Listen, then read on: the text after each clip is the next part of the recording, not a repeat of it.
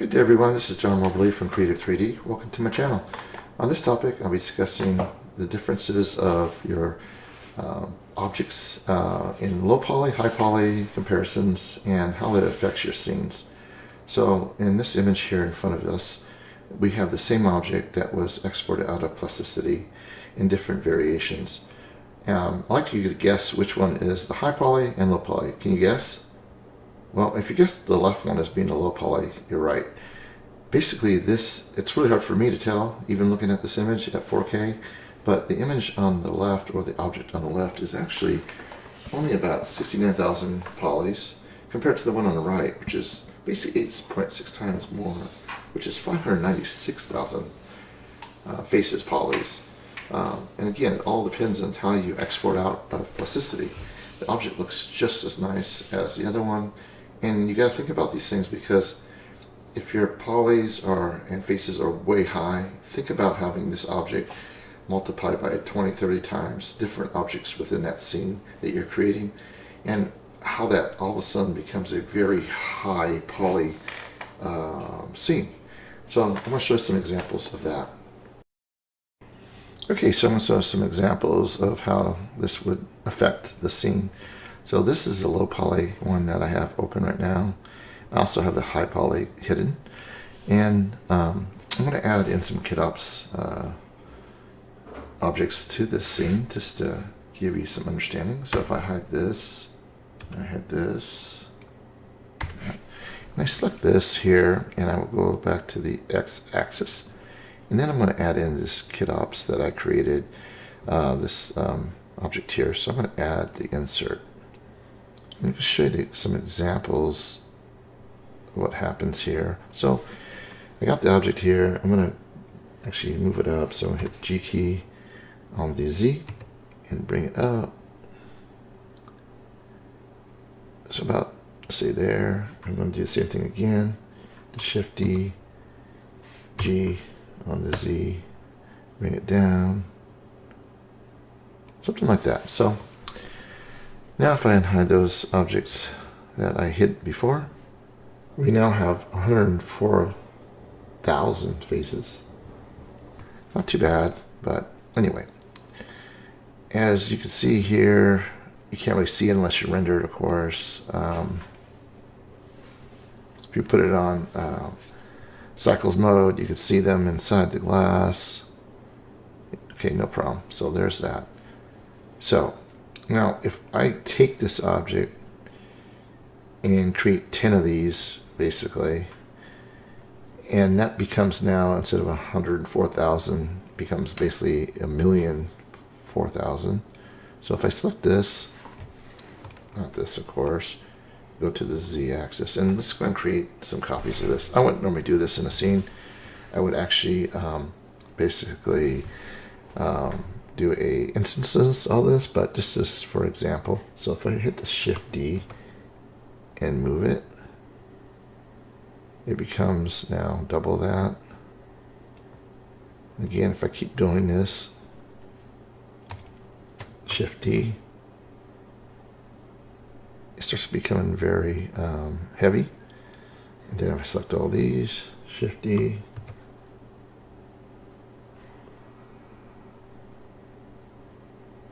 again, it's getting heavier and heavier, and then Shift D. This is an example. So now I went from basically 69,000 to 1,041,000 faces. So when I save this scene, it becomes a certain amount, of course. So let's just say save as. I'll show you an example of this. So if I save as and I call it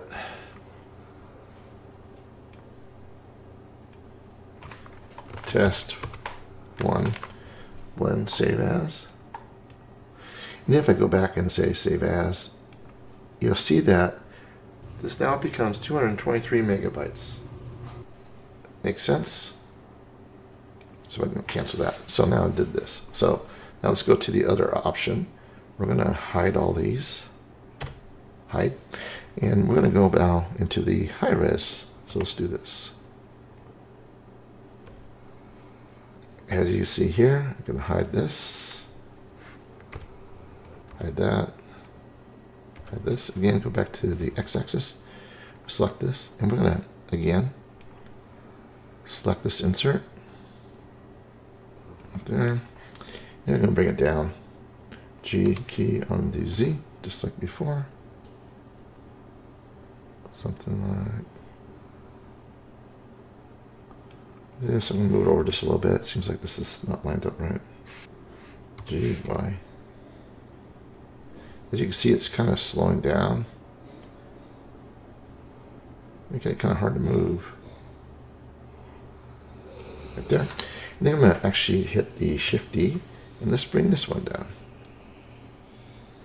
G key on the Z.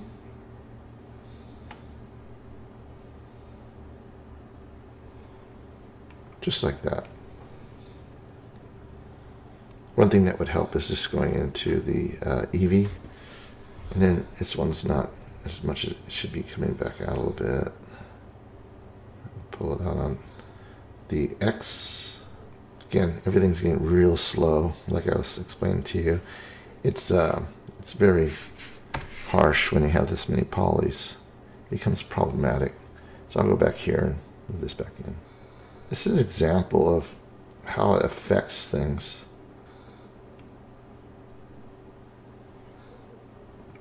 All right, something like that. So now if I go back in here, you'll see that it's in there. So now we're looking at 330 faces, and then let's unhide these other ones to get the full understanding what that means. So 631 faces. Now, if I select this, basically all those, and now I'm going to create the same thing. I'm going to hit the Shift D key, bring it over, and all of a sudden now it's really getting hard to maneuver stuff. Okay, there's two. Again, Shift D, move them out. Again, Shift D. Computer's starting to crash with this amount of polys. It doesn't know how to handle it.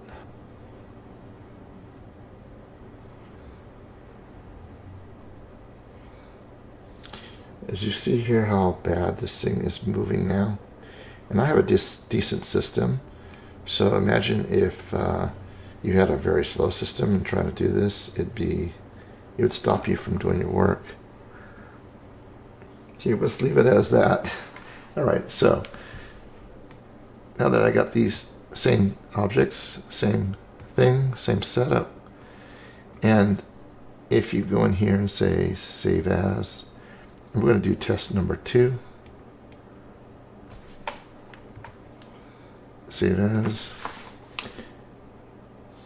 It takes a while to save. It's a big file, as you can tell. Okay, so let's just save as again and see what that looks like. So it's almost a gigabyte of a space that you just used. 1,000 of these things, you're gonna run out of space really fast in your computer. So it's something to think about as well as space. Not only that, the rendering also is something that causes a problem. So again, I'm going to go in here and just kind of show you the example of rendering. I will fast forward. Okay, so I've taken and duplicated this basically 10 of these objects with the 2 kit ops installed. And I'm basically doing 300 samples at 4K rendering within this case cycles. And I'm going to show you the differences between time for understanding. So case cycles is pretty fast, good rendering, really like it. It's an add-on, of course. So basically on this one, it took 57 seconds, 0.71. Now I'm going to go back and do the low res one. So I fast forward. Okay, so I went ahead and fast forwarded to taking the same object with the low polys and added the same kit ops object onto the object and re-rendered this. We got 27.44 seconds on my computer. Again, if you calculate this into, let's say, 1 minute of an animation, looking at about 8.2 hours total for low res, compared to the high res was like 17.4 hours. So basically double the amount of rendering time for an animation of 1 minute. So that's a lot of time to waste, as well as the size of the file.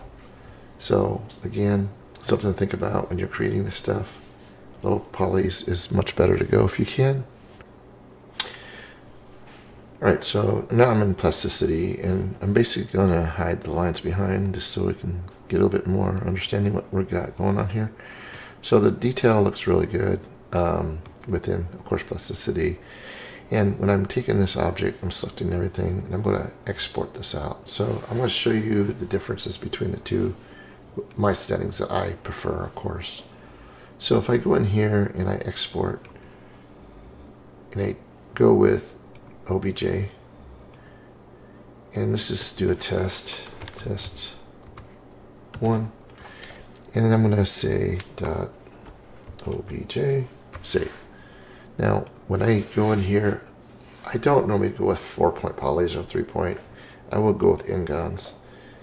Now I normally do this because this object's not going to be actually moved or crushed or animated in any way. It might be an animation, but it won't be actually maneuvered. So in the density itself, I go to 1 just to start. For the high res, if I went 1 with everything, this was the object that you saw earlier that was almost 596,000 polys. I'm going to basically show you what it looks like up close once it's done calculating. So you go in here, you see all those polys. It's a lot, and it goes down to this very, very low settings. And so what I'll do here is I'm going to go at 0.75 instead. Hit enter. And once it's done calculating, I'm going to use the mid-width slider just to dial that in. So here you'll see that 0.75 still has a decent roundness, but it actually has a little bit of edges here. I normally go in here and I go to 0.007 as where I think it should be, and that gives, actually I won't even go to 0.75, I'll stay with 1, but I'm going to go with the mid width of 0.00. This way I have a nice rounded curve. So this is what I would prefer. Stay with 1. You still have that detail around the whole object, and you still got a nice bevel. And that's pretty much the settings to get to that 50 or 69,000 polys and keep the nice detail. If you want more than that, you can always go down a little bit, and it will give it a little bit more of a edge. As you can see here, it bevels more. Again, this depends on what you're looking for, but if you go with, complete 1 density all the way through, you're going to have a really very dense object. So that might be good because it has a nice curvature there. But again, keep in mind, the more polys you have, the more detail. And like I said before, this was at 0.07 actually on the render that you saw. So I'm going to say, let's go with that. Say OK.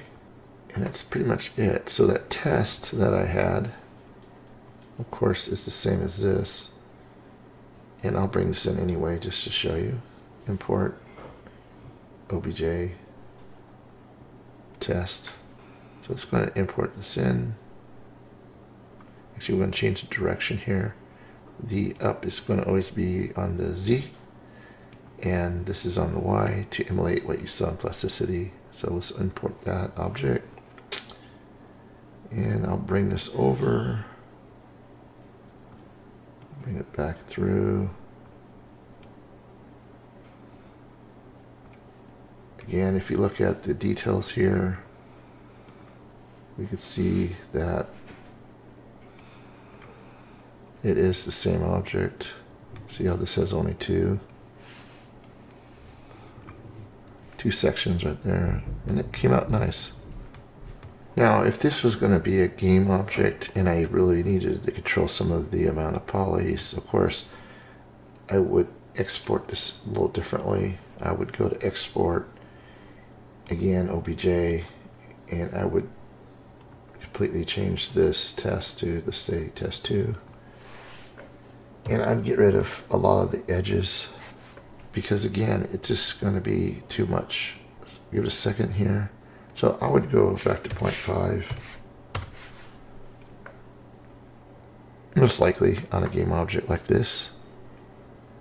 And then you actually have a little bit of an edge just to give it something to it. This is still very low poly, so let's go ahead and go with 0.5 with the 0.007. Say OK.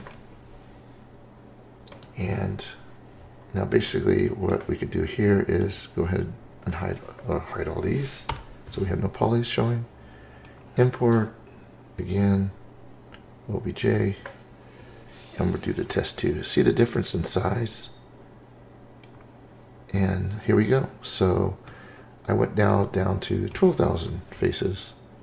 We can go back to this. And it still looks decent, and it would look good in a game. And again, it depends on how close you are to an object, how far it is. If it's a background object that's way out in your scene and you're never going to see it, why would you want to create something such a high poly? I normally create a decent poly because I could always reuse these objects over and over again.